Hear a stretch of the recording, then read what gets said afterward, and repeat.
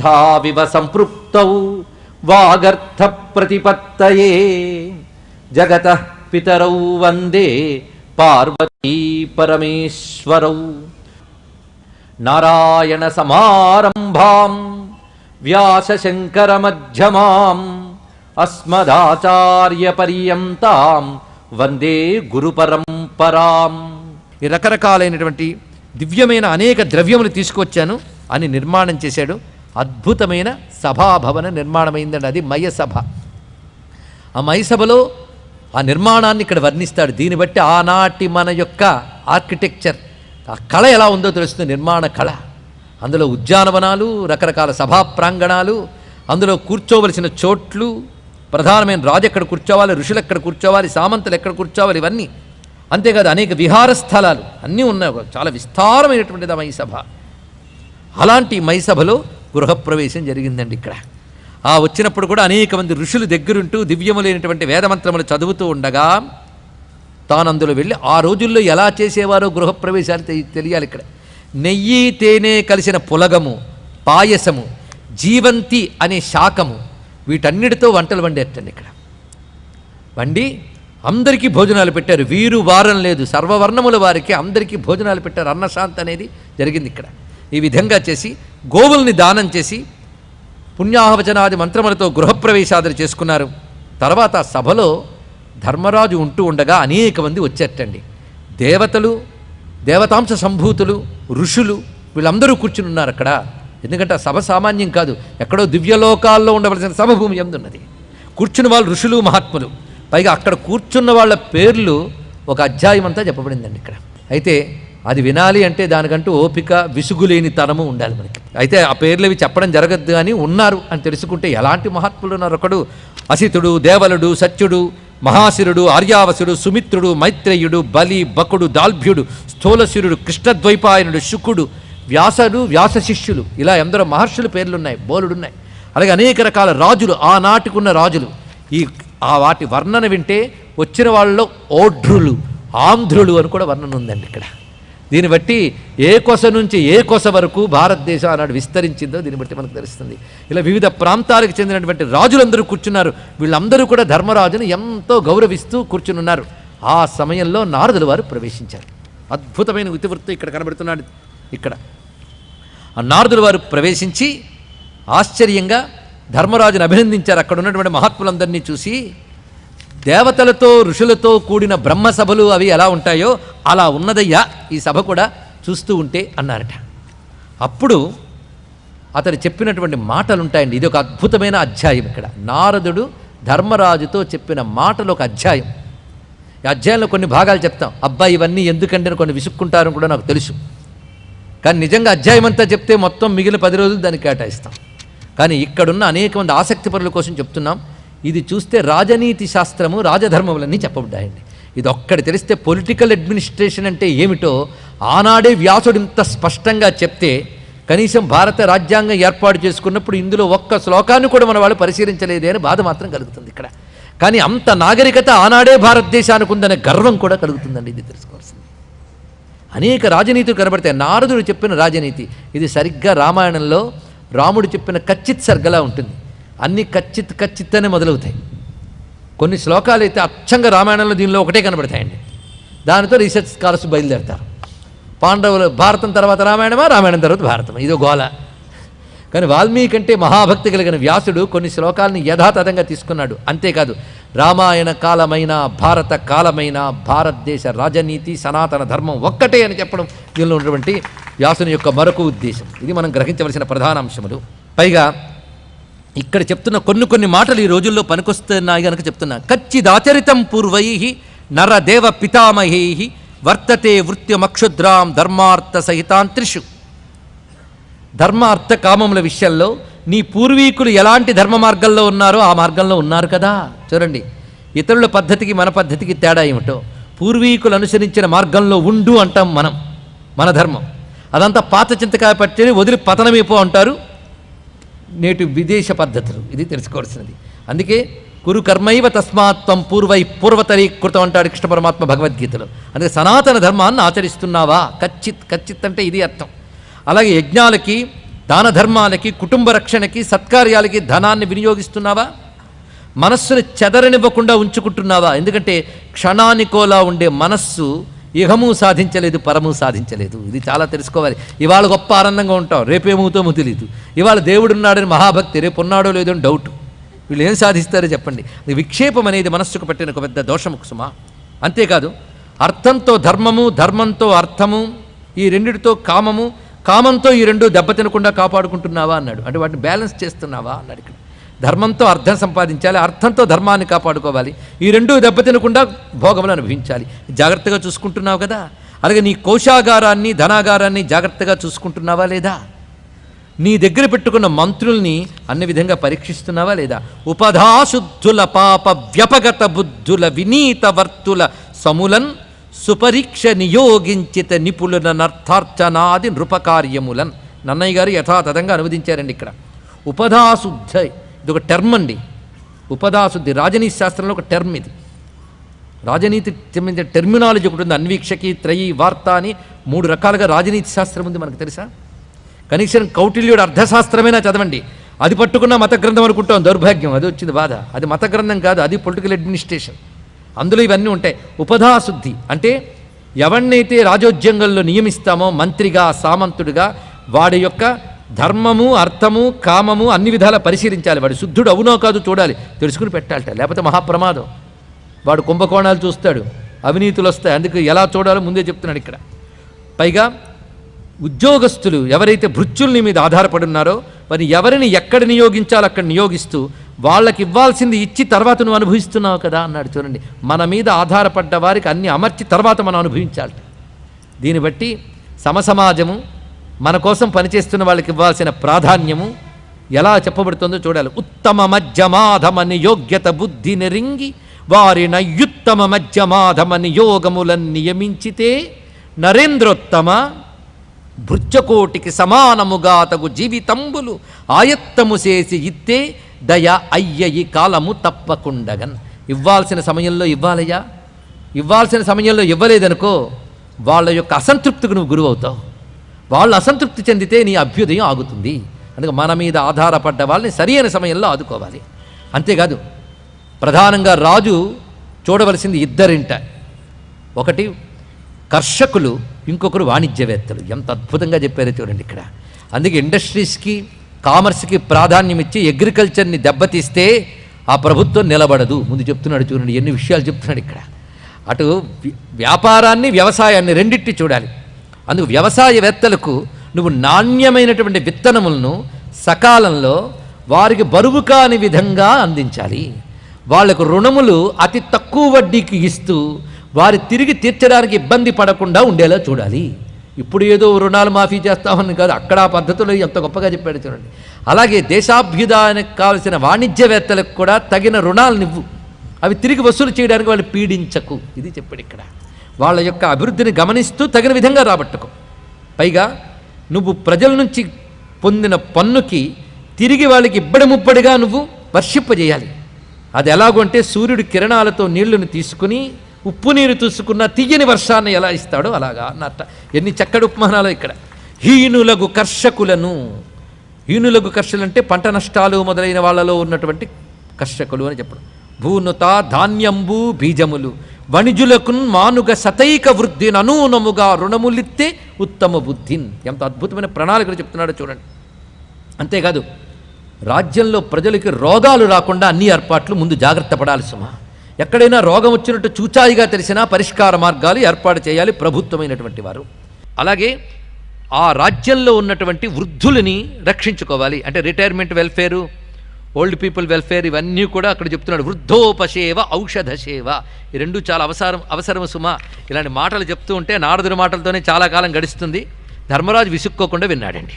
పైగా ఇవన్నీ విని నువ్వు చెప్పిన ఈ విధంగా పాలన చేస్తున్నాననే అనుకుంటున్నాను, అలా చేయడానికి ప్రయత్నిస్తానన్నాడు. ఎన్ని మర్యాదలండి! ఆ మాత్రం నాకు తెలీదా అనలేదండి. అందుకే చేస్తున్నావు కదా అన్నాడు నారదుడు. పైగా అక్కడ ఉన్నటువంటి మహాత్ములందరినీ చూస్తూ వీళ్ళ దయ వల్ల ఇలాగే చేస్తున్నాను, ఇలా చేయడానికి ఇంకా ప్రయత్నిస్తాను. పైగా గొప్ప మాట చెప్పాడు ఇక్కడ. వేదాలు చదివితే లాభం లేదయ్యా, దానిలో ధర్మాలు ఆచరించడమే వేదాలకి ఫలితం. ధనం సంపాదిస్తే లాభం లేదయ్యా, దాన్ని దానం చేయడం, ధర్మబద్ధంగా వినియోగించడం దానికి ఫలితం. అదేవిధంగా శాస్త్రజ్ఞానం తెలుసుకుంటే లాభం లేదయ్యా, శీలము సత్ప్రవర్తనే దానికి ఫలితం అన్నాడు. ఎంత అద్భుతమైన మాట చూడండి. శాస్త్రజ్ఞానం వల్ల మనం వృద్ధి చెందవలసిందేమిటి? శీలము సత్ప్రవర్తన. అంతేకాదు, షడనర్థ మహారాజ కచ్చిత్తే పృష్ఠత కృతా నిద్రాలస్యం భయం క్రోధో మార్జవం దీర్ఘసూత్రత. అభివృద్ధి సాధించాలి అనుకున్న వాళ్ళు ఈ దుర్గుణాలు విడిచిపెట్టాలయ్యా అనేది రాజులే కాదండి, ఇక్కడున్న అందరికీ వర్తిస్తుంది. ఇక్కడ నిద్ర అంటే అతి నిద్ర, బద్ధకము, భయము, కోపము, కాఠిన్యము, ఎక్కువ ఆలోచించడం, ఇది చాలా ప్రధానం అండి. ఎక్కువ ఆలోచించడం అంటే ఏమండి పరిష్కారం అయిందా? చూస్తున్నానండి, ఇంకా ఆలోచిస్తావే, ఏం ప్రయోజనం లేదు. అలాగే పనికి మాలిన వాటి గురించి ఎక్కువ ఆలోచించిన ఒకటి ఉంటుంది. ఇలాంటి వాడు అభివృద్ధి సాధించలేడు. ఇవన్నీ కూడా మనకి పర్సనాలిటీ డెవలప్మెంట్కి, అదేవిధంగా విజయవంతమైన జీవితానికి భారత చెప్పిన మార్గదర్శక సూత్రాలు. ఇది నేను వ్యాసపీఠం మీద పెట్టుకు చెప్తే పురాణ కాలక్షేపం. కానీ సక్సెస్ఫుల్ పీపుల్ ఎలా ఉంటారో చెప్పడానికి మాత్రం పాశ్చాత్యులు భారతంలో ఈ వాక్యాలు ఉదహరిస్తున్నారు శ్లోకాలతో సహా. ఇది తెలుసుకుంటే చాలు. ఇక్కడ పైగా ఇవన్నీ చెప్పిన తర్వాత సంతోషించి ధర్మరాజు ఒక మాట అన్నట్ట, నువ్వు ఇవాళ రావడం వల్ల నేను ధన్యుణ్ణయ్యాను. ఎందుకంటే నువ్వు ఇప్పటి వరకు ఎవరి సభకి వెళ్ళావో నాకు తెలుసు. ఎప్పుడు నువ్వు వెళ్ళినా ద్వారకలో కృష్ణ సభకే వెళ్ళావు, ఇప్పుడు వచ్చావు అంటే కృష్ణుడు నీ దగ్గరికి వచ్చారు కనుక ఇప్పుడు నేను నీ దగ్గరికి వచ్చాను అన్నాడు మహానుభావుడు. అంటే భగవంతుడు మన వైపు ఉంటే ఋషులు దేవతలు కూడా మన వైపే ఉంటారు. ఇంకా చెప్పడానికి ఏమన్నది ఇక్కడ? అందుకే నేను వచ్చాను నీ వైపు. అప్పుడు నారదుడితో ఒక మాట అన్నట్టండి, ప్రతివారికి ఇది ఒక బుద్ధి ఉంటుందండి, మంచిదే, ఇది అసూయ అనడానికి లేదు. కానీ ఈదృశీ భవతా కాచిత్ దృష్టపూర్వా సభా క్వచిత్ ఇతో వా శ్రేయసి బ్రహ్మ తన్మమా చక్ష్వ పృష్ఠత. హే బ్రహ్మన్, నిన్ను కోరుతున్నాను. ఇప్పుడు ఈ మైసభ చూసావు కదా, ఇలాంటి సభ ఎక్కడైనా ఉందా? ఎందుకంటే నిన్ను అడుగుతున్నానంటే నువ్వు తిరగని లోకం లేదు, అనేక లోకాలు తిరుగుతుంటావు కనుక ఏ లోకల్లైనా ఇలాంటి సభ ఉన్నదని చూశావా, విన్నావా? శృతం దృష్టం కిం అని అడిగాడు. అడిగితే సమాధానం చెప్తున్నాడు, మానుషేషు నమే తాత దృష్టపూర్వా నచశ్రుత. ఈ మనుష్యలోకంలో మాత్రం ఇలాంటి సభను నేను చూడలేదు, వినలేదు. జాగ్రత్తగా మాట్లాడండి. మనుష్యలోకంలో చూడలేదు, వినలేదు అంటే ఒప్పుకోవాల్సిందే. భూలోకంలో మైసభ లాంటి సభ లేదు. తీర్మానించింది ఎవడు? సర్వలోక సంచారైన నారదులు వారు. అయితే వెంటనే నేను అడిగాడు, ఏ ఏ లోకాలు నువ్వు చూసావు, ఆ సభలు ఎలా ఉంటాయని వర్ణిస్తాడండి. ఇక్కడ కొన్ని లోక సభలు వర్ణన ఉంటుంది, విస్తారంగా చెప్పడం జరగదు కానీ సంక్షిప్తంగా చెప్పడం జరుగుతుంది. ఎందుకంటే ఏ ప్రణాళికలతో భారతం చెప్తే సంపూర్ణ యజ్ఞఫలం వస్తుందో ఋషులు ఇచ్చిన అనుగ్రహం చేత తెలుసుకుని ఇక్కడ చెప్పడం జరుగుతోంది గనక వ్యర్థముగా ఒక్క అంశం చెప్పడం జరగడం లేదు. ఇది తెలుసుకోవాల్సింది. ఇక్కడ ఈ సభల వర్ణన వినేటప్పుడు వర్ణన వినడం వల్ల ఆయా లోకముల యొక్క వైభవం వస్తే జీవుడు ఏది భావిస్తే అది పొందుతాడు. కనీసం ఈ సమయంలోనైనా ఊర్ధ్వలోకాల వైభవాన్ని మనస్సుకు తాకితే పొందే అదృష్టం ఉందో లేదో కానీ అవి వింటే ఆ అనుగ్రహం లభించి ఎప్పటికైనా ఆ దేవతల కృప లభిస్తుంది. ఇంద్రసభని ఇక్కడ వర్ణిస్తాడు. ఈ సభ ఎలా ఉంది, అక్కడున్న వర్ణనలు, అక్కడ ఇంద్రుడు ఎలా ఉంటాడో, చుట్టూ దేవతలు ఎలా ఉంటారు, అక్కడున్న ఋషులు కొందరు పేర్లైనా తెలుసుకుంటే పరాశరుడు, పర్వతుడు, సావర్ణి, గాలవుడు, శంఖుడు, లిఖితుడు, గౌరశిరుడు, దుర్వాసుడు, క్రోధనుడు, శేనుడు, దీర్ఘతముడు, పవిత్రపాణి, సావర్ణి, యాజ్ఞవల్క్యుడు, బాలుకు, ఉద్దాలకుడు, శ్వేతకేతువు, తాండ్యుడు, భాండాయన, హవిష్మంతుడు, గరిష్ఠుడు, హృజ్జుడు, ఉదర సాండిల్యుడు, విశాఖుడు, విధాత, హరిశ్చంద్రుడు, త్వష్ట, విశ్వకర్మ, తుంబురుడు. ఇలా ఇంకా ఋషులున్నారు, రాజులున్నారు, గంధర్వులున్నారు. ఋషుల సర్వసంచారం ఇంద్రలోకానికి హాయిగా రాగలుగుతాయి, ఇంకెవరు రాలేరండి. అంతేగా దేవతల్లో తూర్పు దిక్కుందిట అక్కడ, అంటే తూర్పు దిశా దేవత. హవిర్వాహకులు అయిన 27 అగ్నిదేవతలు. చూడండి దేవతా వ్యవస్థ అంటే ఏమిటో తెలుసుకోవాలి. 27 అగ్నిదేవతలు ఉన్నట్టు హవిర్వాహకులు, వీళ్ళు యజ్ఞమునందు పనిచేస్తారు. అలాగే అగ్నిశోములు, ఇంద్రాగ్నులు, మిత్రుడు, సవిత, అర్యముడు, భగుడు, విశ్వేదేవులు, సాధ్యులు, బృహస్పతి, శుక్రుడు, విశ్వావసువు, చిత్రసేనుడు, సుమనుడు, తరుణుడు, యజ్ఞాలు, దక్షిణులు, గ్రహాలు, తారలు, యజ్ఞ నిర్వాహక మంత్రాలు అక్కడ ఉన్నాయట, అంటే మంత్రదేవతలు. ఇవన్నీ దివ్యమైనటువంటి ఇంద్రసభలో ఉన్నాయి అన్నాడు. ఇక యమసభ ఎంత అద్భుతమో తెలుసా? యముడంటే మన గోళా లీల, దున్నపోతు గుర్తొస్తాయి. మనం చెప్పుకున్నాం యముడంటే ఏమిటో. యమసభ అందం వర్ణించారండి, సామాన్యం కాదు. అది కూడా విశ్వకర్మ నిర్మించాడయ్యా. అది తేజోవంతముగా ఉంటుంది. ఎంతో అదృష్టవంతులు, పుణ్యాత్ములు మాత్రమే ఆ సభలో ప్రవేశించగలరు. అక్కడ శీతోష్ణముల తీవ్రత ఉండదు, శోకము కానీ శైథిల్యము కానీ ఉండదన్నాడు. అంటే ఏడుపు, శోకం ఉండదు, శరీరము జీర్ణించడం అనేది ఉండదు, ఆకలి దప్పికలు ఉండవు, అప్రియం అనేది అక్కడ జరగదు, దీనత్వం ఉండదు, అలసట ఉండదు, ప్రతికూలత ఉండదు. ఎక్కువ వర్ణన యమసభకి ఎందుకు చెప్పుకుంటున్నామంటే యముడి పట్ల అనేక మందికి అనేక అభిప్రాయాలు ఉన్నాయి కనుక యముడు ఎంత గొప్పవాడు ఎంత సౌమ్యుడో తెలిస్తే యుధిష్ఠిరుడు బాగా అర్థమవుతాడు మనకి. పైగా అక్కడ సర్వభోగములు ఉంటాయి. పవిత్రమైన రాజర్షులు బ్రహ్మర్షులు యముని సేవిస్తారయ్యా వచ్చి. యముడు ప్రధాన సింహాసనం మీద కూర్చుంటే ప్రక్కన పరివారములుగా వీళ్ళు కూర్చుని సేవిస్తారు. యయాతి నకుషుడు పూరుడు మాంధాత సోమకుడు నృగుడు త్రసదస్యుడు. ఇక్కడ ఒక రహస్యం చెప్తాడండి. 100 మంది ధృతరాష్ట్రులు, 80 మంది జనమేజయులు, 200 మంది భీష్ములు, 100 మంది భీములు, 100 మంది ప్రతివింధ్యులు, 100 నాగరాజులు. ఏమిటిది ఆశ్చర్యం కలుగుతుందా? అంటే కల్పాలు మారుతున్న కొద్దీ ఎన్ని భారతాలు జరిగాయో ఎన్ని రామాయణాలు జరిగాయో. ఒకలాగే జరుగుతాయని చెప్పలేదు, మార్పులు ఉంటూ ఉంటాయి, అటు ఇటు పుట్టుకల్లో తేడాలు ఉంటూ ఉంటాయి. అలాంటి వాళ్ళు ఎన్ని ఉంటారో. అందుకే కాలము యొక్క లోకముల యొక్క వింతలు మన ఊహలకు అందవది. ఇది తెలుసుకోండి. ఇక్కడ మనుష్య బుద్ధితో ఆలోచిస్తే అర్థం కావు. ఇవాళ అందరూ పాండురాజు మొదలైన వారు ఉన్నారు. అక్కడ పితృదేవతలు ఉంటారయ్యా. వాళ్ళు చాలా మరిస్తే చాలు వాళ్ళ పేర్లు వంశాభివృద్ధి జరుగుతుంది, అనుగ్రహం లభిస్తుంది. పైగా అక్కడ మతంగుడు, కాలుడు, మృత్యువు వీళ్ళు దేవతలు, యజ్ఞకర్త, సిద్ధులు, యోగ శరీరధారులు, అగ్నిశ్వాత్త పితరులు, వాళ్ళొక పితరులు, పేనపులు వీళ్ళొక పితరులటండి. అగ్నియందు ఆహుతులు వేస్తే అది స్వీకరించి మన పితృదేవతలు ఊర్ధ్వలోకాలు ఉంటే అక్కడికి తీసుకెళ్తారు. పేనపులు అంటే బట్ట పిండినప్పుడు భోజనమంతా చేసి ఎంగిలి నీరు విడిచిపెడతారు. అంటే అగ్నిహోత్రంలో వేసింది అందని నరకాదుల్లో కొందరు పితరులు ఉంటారట. వాళ్ళకి తీయడానికి తీసుకెళ్ళడానికి ఉండే పితృదేవతల పేర్లు పేనపులు. చూడండి ఎన్ని పేర్లు చెప్తున్నాడు ఇక్కడ. పేనపులు, ఊష్మపులు, చెమ్మ ద్వారా తేమ ద్వారా గ్రహించి పితృదేవతలకు అందించేవారు. స్వధావంతులు అంటే స్వధామత్రము ద్వారా ఇచ్చే ఆహుతులు స్వీకరిస్తారు. బర్హిషదులు మొదలైన పితరులు ఉంటారు. కాలచక్రమంతా ఉంటుంది ఆ యముని వద్ద. అంటే కాలచక్రంలో తిథి వార నక్షత్ర హోర ఇచ్చా దేవతలు. అలాగే హవ్యవాహనుడు, దక్షిణాయనంలో మరణించినటువంటి వారు, అలాంటి పుణ్యజీవులు అప్పుడు వెళ్ళిన వారు. అలాగే ఎన్నో దివ్యమైన కర్మలు చేసిన వారు వీళ్ళందరూ ఉంటారయ్యా. అలాగే శింసుప, పలాశ, కాచ, కుశ అభిమాన దేవతలు అన్నాడు. ఎంత ఆశ్చర్యం చూడండి ఇక్కడ. అంటే దర్భలు, మోదుగా మొదలైన వాటికి అభిమాన దేవతలు ఉంటారట. వాళ్ళందరూ కూర్చుంటారు యముని యొక్క సభలో. దీన్ని బట్టి అంత విశేషమైన అంశంలో చెప్తున్నారు. అంతేకాదు అసంబాధాహిసా పార్థ రమ్యా కామగమా సభ. బాధ అనేది లేనిదా సభ, అది ఎలాగైనా మారగలిగే శక్తి కలిగింది ఆ సభ అని, ఆ సభాభైవాన్ని యమసభని అంత చక్కగా వర్ణించాడు విశేషించి. తర్వాత వరుణ సభా వర్ణనం చాలా అద్భుతంగా ఉంటుంది. ఇక కుబేర సభా వర్ణనం ఉంటుంది.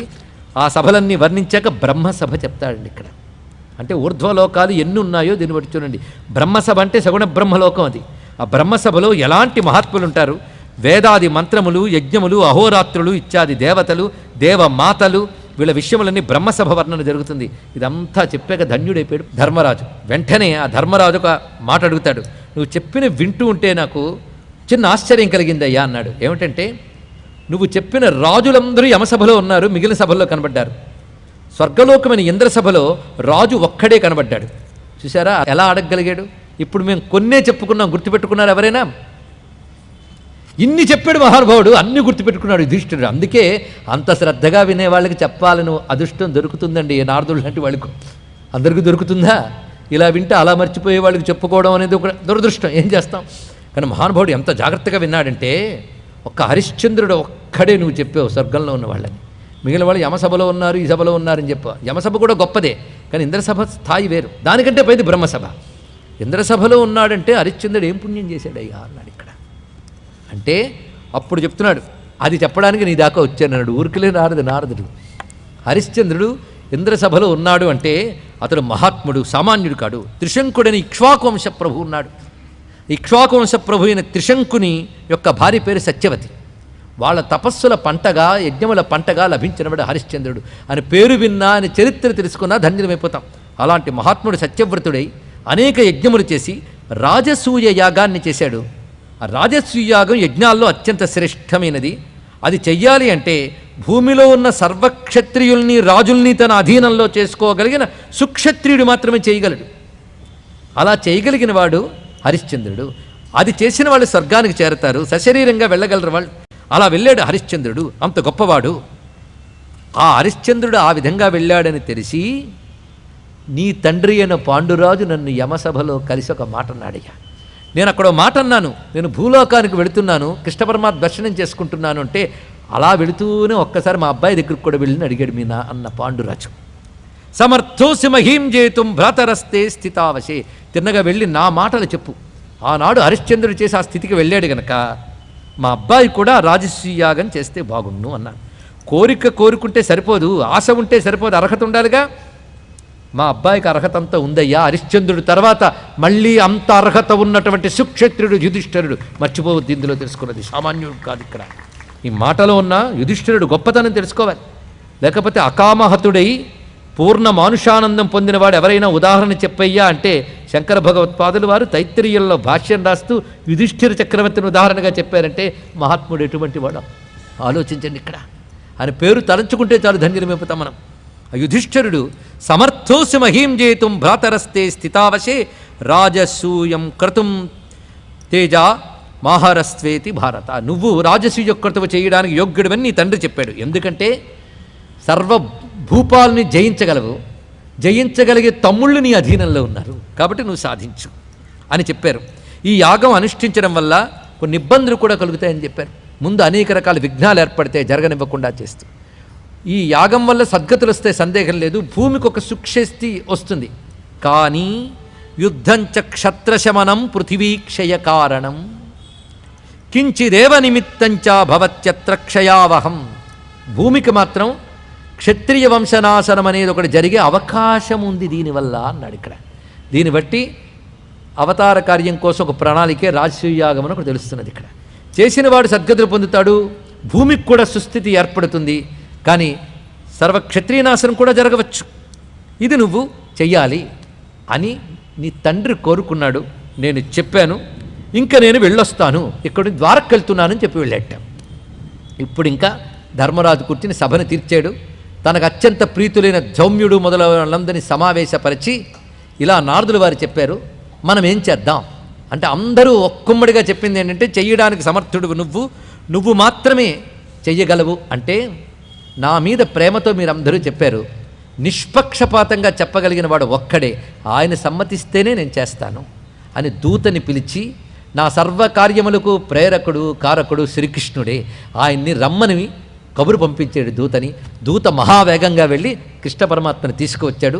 సభలో కృష్ణుడు కూర్చున్నాడు.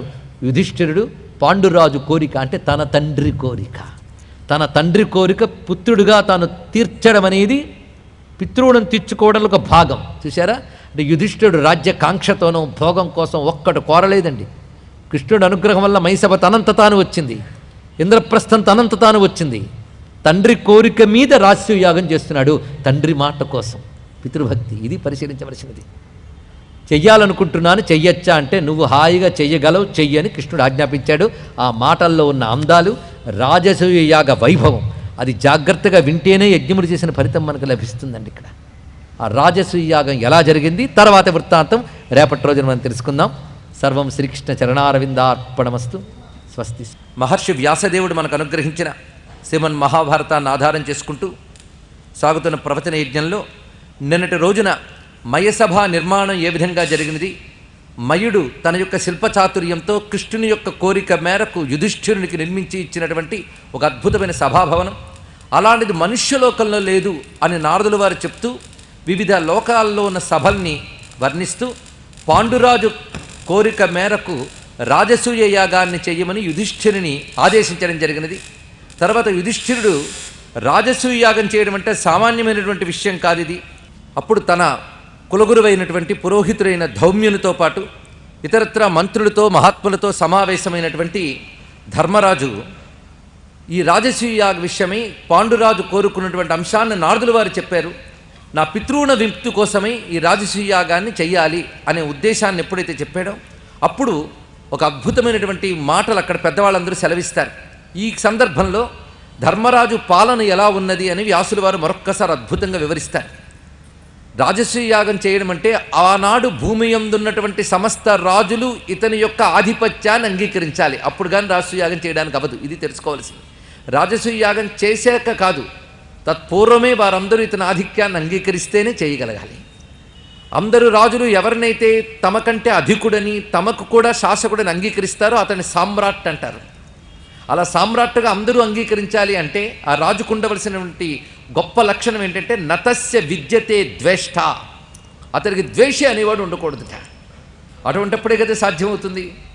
అందుకు మహానుభావ యుధిష్ఠిర, నిన్ను ద్వేషించేవాడు ఎవడూ లేడయ్యా ఈ భూమి యందు. అందుకే నీ పేరే తతోస్య అజాత శత్రవ అన్నారు. ఇక్కడ అజాత శత్రువు అని పేరు ధర్మరాజుకి. ఎందుకంటే ఈ పేరు ఊరికినే రాలేదు. ఆనాడు ఉన్న రాజులు ఎవ్వరికీ కూడా ఈయన పట్ల శత్రుతాభావం లేదు. మరి దుర్యోధనుడికి ఉందంటే అది ఇంట్లో పుట్టిన ముసలం, బయట రాజులు కాదు అది ఇక్కడ. అందుకు దుర్యోధనుడు వేరే విషయం. మిగిలినటువంటి రాజులందరికీ కూడా ఇతడు ద్వేషి కాడు. యుధిష్ఠిరుడు అంటే అందరికీ మన్నన ఉన్నది. పైగా ప్రజలందరికీ కూడా యుధిష్ఠిరుడిపై చాలా గౌరవం ఉన్నది. యుధిష్ఠిరునికి ఆ గౌరవం తనదైనటువంటి ధర్మశక్తి ద్వారా రావడమే కాకుండా తమ్ముళ్ళ ద్వారా లభించింది. ఎందుకంటే అందరినీ ఆదరించే బుద్ధి ధర్మరాజుదైతే అందరినీ రక్షించే లక్షణం భీమునిది అన్నాడు ఇక్కడ. ఆదరించడం, రక్షించడం. అదేవిధంగా ఏవైనా శత్రువుల బాధలు మొదలైన ఉంటే ఆ శత్రువుల్ని బాధల్ని అణచేవాడు అర్జునుడు. ఇక ధర్మబోధ నీతిబోధ చేసేవాడు నకులుడు. ఇక సహదేవుడు వినయంతో అన్న కార్యక్రమాలన్నీ చేస్తూ జనపదాల్లో ఉండేటువంటి కలహాలు భయాలు లేకుండా చూస్తూ ఉంటాడట. అలాంటి ధర్మరాజు పాలనలో సకాలంలో వర్షాలు విస్తారంగా కురిసేవి. అంతేకాకుండా యాగ సామగ్రి, గోరక్షణ, వ్యవసాయం, వ్యాపారం ఇవన్నీ మంచి వృద్ధి చెందే. దారిద్ర్యం అనేది లేదు, రోగాలు, అగ్ని ప్రమాదాలు, ఉత్పాతాలు లేవు అంటూ ఒక అద్భుతమైన యుధిష్ఠిరుని పాలనని వివరించారు ఇక్కడ. ఇలాంటి మహానుభావుడి వద్దకు రాజులందరూ ఒక్క పని మీదే వచ్చేవారట. అదేమిటంటే ప్రేమగా ఏవైనా కానుకలు చెల్లించడానికి వచ్చేవారు. అందుకని యుద్ధాలు కానీ మరేవి లేవు ఇక్కడ. ఇలా రాజులతో ఉన్నటువంటి అనుబంధం కూడా అంత ప్రేమపూర్వకంగా ఉన్నది. అలాంటి నువ్వు రాజసూయ యాగం చేయడానికి అన్ని విధాల అర్హుడవు అని చెప్తూ పక్కన ఋషులు చెప్తున్నారు. ఈ రాజసూయ యాగంలో అగ్ని ప్రతిష్టాపనకై 6 అగ్నివేదికలు నిర్మిస్తారు. దానితో పాటు ఆ యజ్ఞం పూర్తయ్యాక అవబృధ స్నానం చేస్తారు. ఆ అవబృధ స్నానం ఎవడైతే పొందుతాడో ఆ యజమాని సర్వ విజేతయ్యి అతడు సామ్రాట్ అనిపించుకుంటాడు. దానికి అన్ని విధాల సమర్థుడు నువ్వు, నీ అధీనంలో మేముందరము ఉన్నాము అని అక్కడికి చేరినటువంటి మహాత్ములందరూ చెప్పారు. అప్పుడు అంటున్నాడు, మీరందరూ నా మీద ప్రేమతో చెప్పారు, నిజంగా నాకు ఏది శ్రేయస్తో చెప్పేటువంటి శ్రీకృష్ణ పరమాత్మని ఈ సమయంలో నేను సంప్రదించాలి అని వేగంగా వెళ్ళి సందేశాన్ని చెప్పగలిగిన దూతను పంపెట్ట. ఆ సందేశాన్ని విని కృష్ణ పరమాత్మ తనంత తానుగా ఇంద్రప్రస్థానానికి చేరుకున్నారు. ఆ ఇంద్రప్రస్థంలో కృష్ణ పరమాత్మని శరణు వేడి అంటున్నాడు యుధిష్ఠిరుడు. స నిశ్చయార్థం కార్యశ్చ కృష్ణమేవ జనార్దనం. నా కార్యంలో నిశ్చయం చేయడానికి జనార్దనుడైన కృష్ణుడే ప్రధానమైనవాడు. ఎందుకయ్యా అంటే సర్వలోకాత్ పరం మత్వా జగామ మనసాహరి. సర్వలోకములకు అతడు ఉన్నతుడు. సర్వలోకాత్ పరం అంటే పరాత్పరుడైనటువంటి వాడు కృష్ణుడు. అప్రమేయం మహాబాహుం. అయితే కొలత కందనివాడు మహాబాహువు, సర్వలోకముల కంటే గొప్పవాడు అయినవాడు మన కంటి ముందు ఎలా కనబడుతున్నాడయ్యా అంటే కామాజాతమజం ఋషు. అద్భుతమైన మాట చెప్పారు. ఋషు అంటే మానవులలో కలిగాడు. ఆయన మానవుల్లో మానవుడిగా ఉన్నాడు, కానీ అజం జన్మరహితుడు, పుట్టుక లేనివాడు. కామాత్ అంటే తన యొక్క సంకల్పము చేత, సత్యకామ సత్య సంకల్ప అని చెప్పినట్లుగా తనదైన ఇచ్ఛతో తాను అవతరించాడు మానవుడుగా అని చెప్పి మొత్తం పాండవులందరూ కూడా యుధిష్ఠిరుని యొక్క ఈ అభిప్రాయాన్ని సంతోషించి కృష్ణుని యొక్క మాట కోసం ఎదురు చూస్తున్నట్టు. పైగా కృష్ణునికి తెలియంది లేదు అంటున్నాడు యుధిష్ఠిరుడు. నాస్య కించిద్ అవిజ్ఞాతం నాస్య కించిద్ అకర్మజం నసకించిన్ నవిషహేదితి కృష్ణమమన్యతు సతుతాం నైష్ఠికీం బుద్ధిం కృత్వా పార్థో యుధిష్ఠిర. ఇక్కడ ఒక అద్భుతమైన మాట చెప్తున్నాడు, నైష్ఠికీ బుద్ధి అని. అంటే కృష్ణునిపై నిష్ఠ కలిగిన బుద్ధి, ఇది నైష్ఠికీ భక్తి అని, నైష్ఠికీ శ్రద్ధ అని కూడా చెప్తారు ఇక్కడ. అలాంటి నైష్ఠికీ బుద్ధితో కృష్ణ పరమాత్మని శరణ పెడితే అప్పుడు కృష్ణ పరమాత్మ, నీ సంకల్పం చాలా బాగుంది, రాజసూయ యాగం చేయడానికి కేవలం ఆశ ఉంటే సరిపోదయ్యా, అర్హత ఉండాలి. ఆ అర్హత ఇప్పుడు నీకు మాత్రమే ఉన్నది. క్షత్రియులందరినీ జయించి సామ్రాట్టు కాగలిగిన లక్షణం నీకుంది అని ఇక్కడ కృష్ణుడు ఒక అద్భుతమైన మాటలు చెప్తాడు. ఈ మాటలు బట్టి కూడా ఆనాటి దేశ పరిస్థితులు, ఆనాటి రాజులు ఎలా ఉండేవారు, రాష్ట్రాలు ఎలా ఉండేవో అన్నీ అర్థమవుతున్నాయి.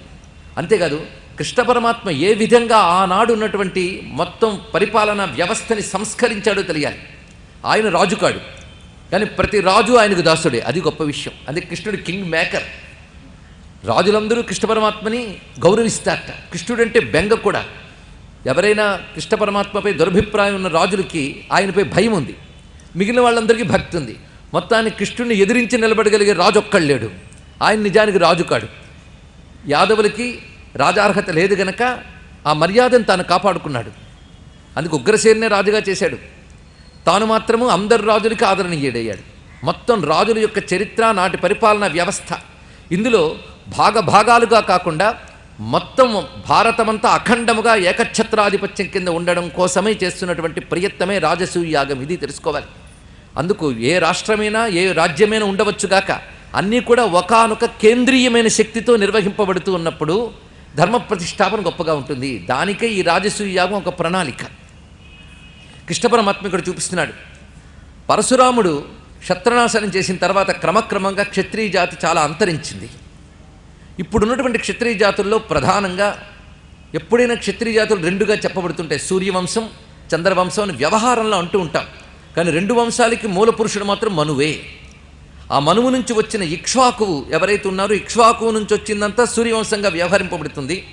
పురూరవుని నుంచి వచ్చిందంతా చంద్రవంశంగా చెప్పబడుతుంటుంది. ఇరువురు కూడా మహానుభావుడైన మనువు యొక్క పుత్రులే. ఇప్పుడు ఇక్ష్వాకు వంశీయులే, పురూరు వంశీయులే ఉన్నటువంటి వాళ్ళ ద్వారా వచ్చిన 100 వంశాలు ఉన్నాయి ప్రస్తుతం. ఇందులో యయాతి వారసుల్లో భోజవంశీయులు మంచి పేరుతో ఉన్నటువంటి వారు. పైగా అనేక మంది రాజులు ఉన్నప్పటికీ వాళ్ళు స్వతంత్రతా శక్తి కలిగి ఉన్నప్పటికీ కూడా అందరూ జరాసంధుడికి ఇప్పుడు భయపడుతున్నారు. ఇప్పుడు మనం చెప్పుకోదగ్గ వారిలో అనేక మంది రాజుల్ని కలుపుకుని తన యొక్క పరాక్రమంతో భయపెట్టి తాను చలామణి అవుతున్నటువంటి సామ్రాట్ అనదగిన వాడు కూడా ఉన్నాడు. వాడు మగధ దేశాధిపతి అయినటువంటి జరాసంధుడు. ఆ జరాసంధుడిని ముందు మనం నిర్మూలిస్తేనే కానీ రాజసూయ యాగం అనేది సక్రమంగా జరుగుతుంది. ఎందుకంటే జరాసంధుని చేతిలో బందీలై 86 మంది రాజులు ఉన్నారు. అతడు వాళ్ళని చెరసాల్లో పెట్టి ఉంచాడు. ఇప్పుడు అతన్ని మనం పరిమార్చితే 86 రాజులు కూడాను విముక్తులవుతారు. వాళ్ళందరూ నీకు వశ్యులవుతారు. అదేవిధంగా ఇతరత్ర పాలకులు కూడా జరాసంధునికి అనుకూలంగా ఉంటున్న వాళ్ళు ఉన్నారు. వాళ్ళకి నీపై ప్రేమ ఉంది, జరాసంధునిపై భయం ఉంది. అందుకు జరాసంధుడు అడ్డు మనం తొలగిస్తే వాళ్ళు నీపై ప్రేమతో నీవైపు వస్తారు. ఎంత అద్భుతమైన ప్రణాళిక చూడండి. కృష్ణ పరమాత్మ ఈ మాటలు చెప్తున్నప్పుడు ఆనాడు ఉన్నటువంటి మొత్తం రాజ్యాలు, పాలనా వ్యవస్థలు, పాలకుల యొక్క పరిస్థితులు అన్నీ తెలుసుకుని మాట్లాడుతున్నాడు. ఇక్కడ ఏ ఏ ప్రాంతాల్లో ఎవరెవరు ఏ ఏ రాజుల బలం ఎలా ఉందో ఇక్కడ వివరిస్తారండి కృష్ణ పరమాత్మ. దీన్ని బట్టి అప్పటి పొలిటికల్ సినేరియో అంటే ఆ పాలనా నేపథ్యం అంతా చెప్తున్నాడు మహానుభావుడు. ఇక్కడ అనేక మంది రాజులు అనేక దిక్కుల్లో ఉన్నవారు, వాళ్ళందరినీ కూడా నీ సోదరులతో నువ్వు జయించవచ్చు. ఇక మా వైపు ఉన్నటువంటి వాళ్ళల్లో ఈ యదువంశము అని చెప్పబడుతూ దీంతో వృష్ణి, భోజ వంశములు కూడా మిత్రవంశములు. ఇవన్నీ కూడా మా వైపు ఉన్న వాళ్ళలో అతిరథులు, మహారథులు మొదలైన వారు ఉన్నారు. అతిరథులు అంటే పరాక్రమవంతుల్లో గొప్పవారిని అతిరథులు ఉంటారు. మా వైపు ఉన్న అతిరథుల్లో 7 ఉన్నారని చెప్తున్నాడు. అది చారుదేష్ణుడు, ఆయన సోదరుడు చక్రదేవుడు, సాత్యకి, నేను, బలరాముడు, సాంబుడు, ప్రద్యుమ్నుడు, మేము అతిరథులం. ఇక మాలో ఉన్నటువంటి మహారథులు కృతవర్మ, అనాధృష్టి, సమీకుడు, సమితింజయుడు, కంసుడు, శంకుడు, కుంతి. ఈ కంసుడు వేరు. వీళ్ళు 7 మహారథులు. ఇంకా అనేకమైన పరాక్రమవంతులు మాలో ఉన్నారు. ఇప్పుడు నువ్వు సమ్రాట్గా కాగలిగిన వాళ్ళ లక్షణం ఉంది కనుక మేమందరం నీ వైపు ఉంటాం. ఈ విధంగా తెలియజేసి జరాసంధుడు బ్రతికి ఉండగా నువ్వు రాజసూయ యాగం చేయడం కుదరదు గనక ముందు జరాసంధుని వధ చేయాలి. ఇది ధర్మరక్షణకి చాలా ప్రధానం. అతడు గిరివ్రజపురాన్ని ఏలుతూ ఉన్నటువంటి వాడు, సామాన్యుడు కాడు, గొప్ప పరాక్రమశాలి. అతన్ని ఎందుకు సంహరించాలని చెప్తున్నామంటే అధర్మం అతని వైపు ఉంది గనక. కేవలం పరాక్రమం అంటే యుద్ధంలో జయించవచ్చు, అధర్మం అతని వైపు ఉన్నది కనుక అతను ఏ విధంగానైనా సంహరించి తీరాలి. ఈ జరాసంధుడు 86 రాజులను ఎందుకు బంధించాడో తెలుసా? మొత్తం 100 మందిని పూర్తి చేసి 100 మంది రాజుల్ని బలి ఇచ్చి యాగం చేద్దాం అనుకుంటున్నాడు వాడు. అంటే 100 మందిని సంహరించి తద్వారా ఒకానొక శక్తిని పొందాలి యాగంలో. అంటే నరబలితో కూడిన ఒక యాగం చేద్దాం అనుకుంటున్నాడు. అంటే భయంకరమైన వామాచారం అతడిది, జరాసంధుడిది. ఇప్పుడు 86 మంది ఉన్నారు, బిక్కుబిక్కుమంటూ ఉన్నారు. ఎక్కడ 14 మంది కలుస్తారో అని వాళ్ళు భయం. ఆ కారణం చేత ముందు అతన్ని సంహరించే ఏర్పాటు చేయాలి. అంటే ఆ ప్రణాళిక తీర్చదిద్దగలిగేవాడివి కూడా నువ్వేనయ్యా అన్నట్ట కృష్ణునితో యుధిష్ఠిరుడు. అప్పుడు చర్చ చేస్తాడు కృష్ణ పరమాత్మ. అయితే నీ సోదరులిద్దరినీ నాతో పంపన్నాడు. భీముడు, అర్జునుడు వారిద్దరినీ నాతో పంపితే నేను జరాసంధుడి వద ఎలా చేయాలో ప్రణాళిక వేస్తానంటే ఒక్కసారి ధర్మరాజు భీమార్జున ఉభౌ నేత్రే మనోమన్యే జనార్దనం మనశ్చక్షుర్విహీనస్య కీదృశం జీవితం భవేత్. వెంటనే యుధిష్ఠిరుడు అన్నట్ట, భీమార్జునులకు 2 కళ్ళు వంటి వారయ్యా. వీళ్ళే వెళితే నా గతి ఏమిటి అంటే, రాజైన వాడికి దైన్యం ఉండకూడదయ్యా అని చెప్పినాడు కృష్ణ పరమాత్మ. దైన్యం యథా బలవతి తథా మోహో బలాన్వితే తా ఉభౌ నాశకౌ హేతు రాజ్ఞా త్యాజ్యౌ జయాధినౌ. బలమున్నవాడికి దైన్యం ఉండకూడదు, అదేవిధంగా బలం లేనివాడికి మోహం ఉండకూడదు అన్నాడు. ఇది చాలా గొప్ప విషయం ఇక్కడ. బలహీనుల్లో మోహం ఉండకూడదు, బలవంతుల్లో దైన్యం ఉండకూడదు. ఈ రెండు వినాశకారకాలు సుమా. విజయం పొందవలసిన వాడి రెండు విడిచిపెట్టాలి. అందుకు నువ్వు ఇప్పుడు వీళ్ళకి ఏమవుతుందో అని దైన్యాన్ని విడిచిపెట్టాలి, వీళ్ళు నా వాళ్ళని మోహాన్ని విడిచిపెట్టాలి. కర్తవ్య నిష్ఠకి పంపించు. ఎందుకంటే చావు ఎప్పుడో ఒకప్పుడు ఎలాగూ తప్పదు. కానీ ధర్మం కోసం మనం ఉద్యమించవలసిన సమయంలో చావుకు భయపడి ఆగకూడదు సమా అన్నాడు. ఎక్కడో భగవద్గీతలో వినిపించవలసిన మాట ఇక్కడ వినబడుతుంది కదా. తెలుసుకోవాల్సింది వాడి కర్తవ్య నిష్ఠ. మరణానికి భయపడి కర్తవ్యాన్ని మానరాదు, ఇది తెలుసుకున్నాడు. ఎందుకంటే ఇవాళ నువ్వు కర్తవ్యం మానివేసి మరణం రాకుండా కాపాడుకోవాలంటే మరణం రాకుండా ఉంటుందా? అది ఎప్పటికైనా తప్పకుండా వస్తుంది. అందుకే స్వధర్మే నిధనం శ్రేయ మాట ఇక్కడ ధ్వనింపజేస్తున్నాడు. కనుక భగవద్గీత అంటే అక్కడ మాత్రమే కృష్ణుడి మాట కాదు. భారతంలో భాగవతంలో కృష్ణుడు ఎక్కడ పలికినా అది భగవంతుని మాటే అని తీసుకోగలిగితే అద్భుతమైన భగవద్గీత వాక్యాలు. భగవానుడు ఎక్కడ మాట్లాడినా అది ఉపదేశమే, ఇది తెలుసుకోవాల్సింది, భగవద్ ఉపదేశమే. ఈ విధంగా చెప్పి ఆ జరాసంధుని చరిత్ర చెప్తున్నాడు. బృహద్రథుడు అనే ఒక రాజున్నాడు. ఆ బృహద్రథుడు సామాన్యుడు కాదు, 3 అక్షోహిణులకు అతను అధిపతి, మహాసుందరుడు. ఆయన సంతానార్థి తపిస్తున్నటువంటి కాలంలో చండకౌశికుడు అనేటువంటి ఒక మహర్షిని ఆయన దర్శించి, సంతానం లేక బాధపడుతున్నాను, నీ అనుగ్రహం కావాలయ్యా అంటే ఒక ఫలాన్ని ఇచ్చాట ఆ చండకౌశికుడు. ఇచ్చి ఈ ఫలం నీ భార్యలకు ఇవ్వు అన్నాడు. 2 భార్యలు రాజుకి. నీ భార్యలకు ఇవ్వు అంటే వాళ్ళు ప్రేమగా తీసుకున్నారు ఆ ఫలాన్ని. కానీ నిజానికి భార్యలకు ఇవ్వు అంటే ఇద్దరిని తినమని చెప్పలేదు ఆయన, ఇద్దరిలో ఎవరో ఒకళ్ళు అని ఆయన ఉద్దేశం. కానీ వీళ్ళిద్దరూ అమిత ప్రేమతో దాన్ని ముక్కలు చేసి సగం సగం తిన్నట్టు వాళ్ళు. దీని యొక్క ఫలితం ఎలా ఉన్నది అంటే, పుట్టినప్పుడు సగభాగం ఆమెకు, ఇంకో సగభాగం ఈమెకు కలిగేట. ఏమంటే ఇలాంటివి ఎక్కడైనా ఉంటాయా అంటే, మహర్షి ఇచ్చిన ఫలంతో సంతానం కలిగితే ఇలాంటివి ఉంటాయండి, ఇది తెలుసుకోవాల్సింది. ఎందుకంటే అక్కడ పురుషుని యొక్క సంపర్కం లేకుండా కలుగుతోంది. మహర్షి తపశ్శక్తి అందులో పెట్టాడు. ఆ పూర్ణ ఫలంలో పూర్ణ దేహం ఉత్పత్తి కాగలిగిన శక్తిని తపస్సుతో పెట్టాడు ఆయన. తపస్సుకి మంత్రానుకున్న శక్తి ఎవడు చెప్పగలడు? అలాంటి శక్తిని వీళ్ళు అర్థం చేసుకోలేక ముక్క చేశారు. ఎప్పుడో అది ముక్క అయిందిట. కానీ మహర్షి తపస్సుతో ఇచ్చింది వ్యర్థం కాదు, అదొకటి ఉన్నది. పైగా నీ పిల్లవాడికి ఎన్ని సుగుణాలు ఉంటాయి అంటే 8 సుగుణాలు ఉంటాయని పిల్లవాడికి ముందే చెప్పేట. అదేమిటంటే, 1 బ్రాహ్మణ భక్తి, 2 యుద్ధములో ఓటం అనేది ఉండదు, యుద్ధాశక్తి ఎప్పుడూ ఉంటుంది, అతిథుల్ని ప్రేమగా చూస్తాడు, దీనుల్ని కాపాడతాడు, మహాబలం ఉంటుంది, కీర్తి ఉంటుంది, ప్రజల యొక్క అనురాగం ఉంటుంది. ఇవన్నీ అతనికి ఉంటాయి. నిజంగా అవన్నీ ఉన్నవాడండి జరాసంధుడు, లేకపోతే అంత సామ్రాజ్యాన్ని ఏర్పాటు చేయగలడా? ఇలాగా ముందే వరం ఇచ్చాడు కనుక పుట్టినవాడు 2 ముక్కలుగా పుట్టినా, ఆ పుట్టిన వెంటనే దాది అంటే అక్కడ ప్రసూతి చేయించినటువంటి ఆ దాది ఆ 2 ముక్కల్ని చుట్టి ఆ ద్వారంలోంచి బయటపడేసింది. ఇక్కడ అప్పుడు అక్కడ నగరంలో పహరా తిరుగుతున్నటువంటి రాక్షసి జరా అని ఒక ఆమె వచ్చి, ఏమిటి 2 ముక్కలు ఉన్నాయని కలిపింది. కలపగానే ఒకటై అప్పుడు కేరుమని ఎచ్చెట్టవాడు. వెంటనే ఏడుపు విని బయటకు వచ్చి, వీడు మా పిల్లాడే అన్నారు వీళ్ళందరూ. పైగా ఆ పిల్లవాడిని చక్కగా ఇచ్చిందండి. జరతే సంధింపబడ్డాడు గనక జరాసంధుడు అని పేరు వచ్చింది అతనికి అన్నారు ఇక్కడ. అయితే జర ఎవరు అది కూడా తెలియాలి కదా. ఆమె చెప్తోంది తానెవరో అని. నేను రాక్షసినే, కానీ నన్ను గృహదేవి అనే పేరుతో బ్రహ్మదేవుడు సృష్టించాడు.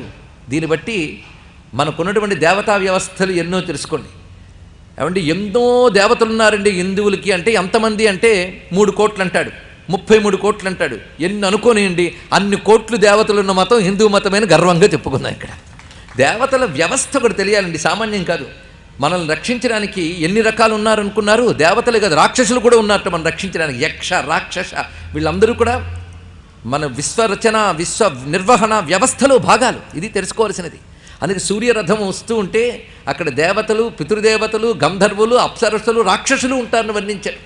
రాక్షసులు అంటే కేవలం దుర్మార్గులు కాదు, అదొక జాతి. అలాగే ఇదో రాక్షసిట. ఈమె గొప్పతనం ఏంటయ్యా అంటే, లోకాలని బాధించే పీడాశక్తుల్ని పరిహరించే శక్తి ఈవిడ అన్నారు ఇక్కడ. ఈమె గృహదేవి. నన్ను ఎవరైనా ఇళ్లల్లో చిత్రలేఖంగా రాసి పెట్టుకుంటా ఇంటిని రక్షిస్తుంటాను అని చెప్తుందామె. ఇది గృహదేవి. ఇది కొంచెం మీకు తెలియాలి అంటే, కొందరు దిష్టి బొమ్మలు వేసినప్పుడు కూరలు వేసుకుని పెడుతూ ఉంటారు చూసారా, అవి కూడా ఒకానొక రాక్షస శక్తులే. అవి ఇంటినే గృహాన్ని రక్షిస్తూ ఉంటాయి. అలాంటి తెగకి చెందినదే జర. ఇప్పుడు మనకి అలవాటులో కనబడే ఒక ఆచారంతో చెప్తున్నాం ఏంటంటే, భారతకాలం నాటి ఆచారాలు నేటికి కూడా భారతీయులకు ఉన్నాయి. భారతకాలం నాటివి ఇంకా ప్రాచీన కాలం నుంచి వస్తున్నాయి. అది తెలుసుకోవాల్సింది. అందుకే జర నన్ను గృహదేవి అంటారు. దానవ వినాశం కోసం నన్ను బ్రహ్మ నియోగించాడు. నాకు దివ్య రూపం ఉంది సుమా. నేను పుత్రవతి అయిన యువతిగా భావిస్తూ ఇంటి గోడలపై నన్ను ఎవరైతే చిత్రిస్తారో ఆ ఇంటికి నేను అభివృద్ధి కలిగిస్తాను అని చెప్తూ, ఆ ఇంట్లో ఉంటూ నేను అనేక కాలాలు వాళ్ళని అనుగ్రహిస్తాను. బహుపుత్రవతిని నేను. అందుకు నన్ను ఆరాధించే వారికి పుత్ర సంతానం, పుత్రికా సంతానం కూడా ఇంట్లో క్షేమంగా ఉంటుంది అని చెప్పింది. దీన్ని బట్టి గృహదేవతలు, వాటి యొక్క విశేషాలు, ఇది ఒక ప్రత్యేక అంశం అండి. ప్రస్తుతానికి అది అప్రస్తుతం కనుక చెప్పట్లేదు, కానీ ఈ ఒక్క భావం ఇక్కడ తెలుసుకుంటే చాలు ఎంత విశేషమైన అంశములు ఉన్నాయి. మొత్తానికి ఈ విధంగా జరాసంధుడు ఎప్పుడైతే ఏకశరీరుడయ్యాడో బృహద్రథుడు చాలా సంతోషించాడు. ఆ జరాసంధుడు అనేక విద్యల్లో గొప్పవాడయ్యాడు. చండకౌశికుని యొక్క అనుగ్రహాన్ని కూడా పొందినటువంటి వాడు గనక ఒక అద్భుతమైన రాజ్యాన్ని కూడా ఏర్పాటు చేశాడు. అయితే అలాంటి ఆ జరాసంధుని పరిమార్చడానికి కృష్ణ పరమాత్మ భీమార్జునులతో కలిసి బయలుదేరాడు మగధ దేశానికి. ఆ సమయంలో ఎలా ఉన్నది అంటే, అప్పుడు జరాసంధుని రాజ్యంలో కొన్ని దుశ్శకునాలు కనబడ్డాయట. మనం చెప్పుకున్నాం పురోహిత వర్గమని. వెంటనే జరాసంధుని పురోహితులు ఏమనుకున్నారంటే, ఈ దుశ్శకునాలు నీకు ఆపదని సూచిస్తున్నాయి గనక ఇలాంటి దుశ్శకునాలు కనబడినప్పుడు ఏ శాంతి యాగాలు చేయాలో అవి చెయ్యాలి అని చెప్పారు. దానికి నేను సంసిద్ధమే అన్నాడు జరాసంధుడు. ఇంకా శాంతి యాగాలు చేయడం మొదలుపెట్టారు. దానికి ముందుగా జరాసంధుడు ఏనుగుపై ఊరేగించి చుట్టూ నీరాజనాలతో ఆయనకి, ఆ ఏనుగుపై ఆయన ఉండగా చుట్టూ నీరాజనాలు ఇచ్చారటండి. ఆ తర్వాత ఒక వ్రతాన్ని అతడి చేత ఆచరింపజేస్తూ దీక్షని స్వీకరింపజేశారు. ఆ వ్రత నియమంలో ఉన్నప్పుడు అనేక మంది విప్రులు పెద్దలు రావడం, వారిని సత్కరించడం చేస్తున్నాడు. అలాగా స్నాతకులైన బ్రాహ్మణుల వలె, అంటే అప్పుడే గురువు వద్ద విద్యాభ్యాసం అంతా నేర్చుకుని గృహస్థాశ్రమానికి అనుమతింపబడ్డ విప్రుల వలె అని అర్థం. స్నాతక బ్రాహ్మణ వేషములు వేసుకుని ముగ్గురు వచ్చారు. ఎలా వచ్చారంటేట, కోట యొక్క ముఖ్యద్వారం నుంచి రాకుండా వెనక నుంచి కోట గోడ పగలగొట్టి వచ్చారట లోపలికి. దీక్షలో ఉన్న ఆయన వచ్చిన వాళ్ళ వేషం చూశాడు. మీరు చూస్తే విప్రుల్లో ఉన్నారు, కానీ కుసుమాలు అవన్నీ ధరించి కనబడుతున్నారు. ఆ వస్తూ అక్కడ త్రోవలో పూలమాలలు కనబడితే వేసుకుని వచ్చేట వాళ్ళు. వేషములు చూసినప్పుడు చేతుల దగ్గర కొన్ని కాయలు కాచినట్టున్నాయి. ఇవి యుద్ధమునందు ధనుర్బాణాలు ధరించిన వారికి అలా ఉంటుంది కనుక చూడ్డానికి క్షత్రియుల్లా కనబడుతున్నారు, బ్రాహ్మణ వేషంలో ఉన్నారు. మీరు స్నాతకులు అంటున్నారు, ఎలా నమ్మను అన్నారు.